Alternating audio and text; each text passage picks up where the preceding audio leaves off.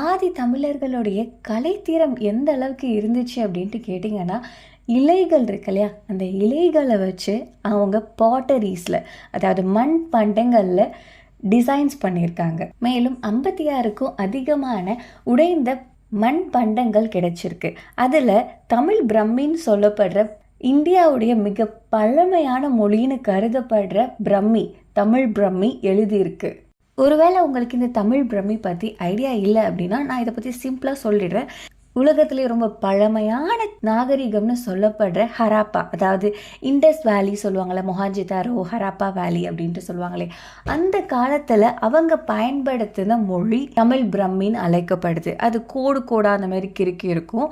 அந்த மொழி பண்டங்கள், அந்த மொழி எழுதின பொருட்கள் இங்கே தமிழ்நாட்டில் உள்ள கீழடியிலிருந்து நம்ம அகழ்வார் ஆராய்ச்சியாளர்கள் கண்டெடுத்திருக்காங்க. இது நமக்கு என்ன உணர்த்துதுன்னா, இங்கே நம்ம தமிழ்நாட்டில் கீழடியில் வாழ்ந்த மக்களும் ஹரப்பா மொஹஞ்சதாரோவில் இருந்த மக்களும் மொழி வாரியாக ஒற்றுமையாக இருக்காங்க. மேபி அவங்க 2 பேரும் ஒரே குழுவை சேர்ந்தவங்களாக கூட இருந்திருக்கலாம் இல்லையா?